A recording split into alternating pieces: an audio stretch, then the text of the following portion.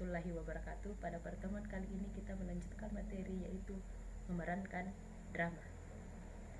Adapun kompetensi dasar pada pembelajaran kali ini adalah mengidentifikasi alur cerita, babak demi babak, dan konflik dalam drama yang dibaca atau ditonton. Ada dua indikator yang terdapat dalam kompetensi dasar di atas. Yang pertama, memahami struktur drama yang dibaca atau ditonton, dan yang kedua, mengidentifikasi unsur-unsur drama. Nah, kita masuk ke dalam kegiatan pertama, yakni memahami struktur drama yang dibaca atau yang ditonton. Sebagai jenis teks lainnya, drama terdiri atas bagian-bagian yang tersusun secara sistematis. Susunan bagian-bagian drama tersebut biasa juga disebut dengan alur. Seperti bentuk-bentuk sastra lainnya, sebuah cerita drama harus bergerak dari suatu permukaan cerita melalui suatu bagian tengah menuju suatu akhir cerita.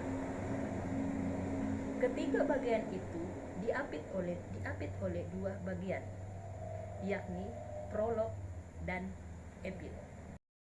Oke, kita masuk ke dalam penjelasan mengenai prolog. Prolog adalah kata-kata pembuka, kata pengantar, atau latar belakang cerita yang biasanya disampaikan oleh dalang atau tokoh tertentu. Yang kedua adalah epilog. Epilog adalah kata-kata yang berisi simpulan atau amanat tentang keseluruhan isi dialog. Bagian ini pun biasanya disampaikan oleh dalang atau tokoh tertentu. Selain kedua hal di atas, drama terdapat juga dialog. Dialog dalam drama meliputi tiga hal, yakni orientasi, komplikasi, dan resolusi. Berikut penjelasan bagian-bagian dialog. Yang pertama, orientasi. Orientasi adalah suatu cerita menentukan aksi dalam waktu dan tempat, memperkenalkan tokoh, menyatakan situasi cerita, mengajukan konflik yang akan dikembangkan dalam bagian utama cerita tersebut. Ada kalanya membayangkan resolusi yang akan dibuat. Yang kedua adalah komplikasi. Komplikasi atau bagian cerita biasanya mengembangkan konflik. Sang pahlawan atau pelaku utama menemukan rintangan-rintangan antara dia dan tujuannya dalam perjuangan untuk menanggulangi rintangan-rintangan itu. Yang ketiga adalah resolusi. Hendaklah muncul secara logis apa yang telah mendahuluinya di dalam komplikasi. Titik batas yang memisahkan antara komplikasi dan resolusi biasanya disebut klimaks. Pada klimaks itulah terjadi perubahan penting mengenai nasib sang tokoh. Kepuasan para penonton terhadap satu cerita tergantung pada sesuai tidak perubahan itu dengan yang mereka harapkan. Berdasarkan penjelasan sebelumnya, kita bisa menarik kesimpulan mengenai struktur dari drama. Adapun struktur dari drama itu dapat dibagi menjadi beberapa bagian. Adapun bagian-bagian dari struktur drama itu adalah prolog,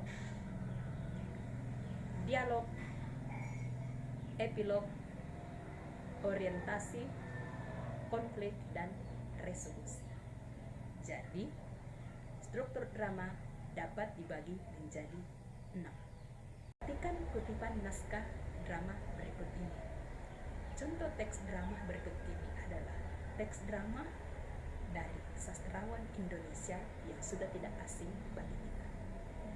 Beliau adalah W.S. Rendra. Adapun judul dari naskah drama tersebut adalah Penambahan Reaksi. Setelah pembahasan mengenai struktur dan contoh drama, berikut penjelasan mengenai pengertian drama. Kata drama berasal dari bahasa Yunani yaitu dramai, yang berarti berbuat, berlaku, bertindak, bereaksi, dan sebagainya. Drama berarti perbuatan, tindakan, atau action. Drama dapat pula diartikan sebagai sebuah lakon, cerita berupa kisah kehidupan dalam dialog dan dilakukan tokoh yang berisi konflik. Dalam Kamus Bahasa Indonesia atau KBBI, drama memiliki beberapa pengertian. Yang pertama, drama diartikan sebagai syair atau prosa yang menggambarkan kehidupan dan watak melalui tingkah laku atau acting atau dialog yang dipentaskan.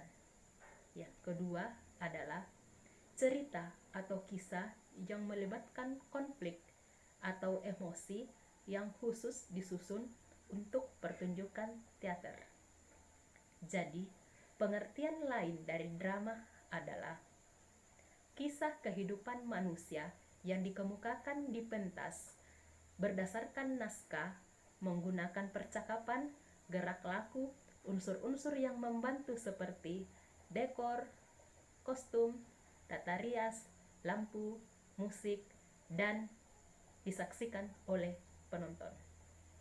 Itulah tadi penjelasan mengenai struktur yang terdapat pada drama. Semoga kita bisa memahami apa saja yang termasuk di dalam struktur-struktur dari drama tersebut. Sekian dan terima kasih. Assalamualaikum warahmatullahi wabarakatuh. Sampai ketemu di pembelajaran selanjutnya. كل هذه الأرض ما تكفي مساحة لو نعيش بلا سماحة وانت عايزنا بحب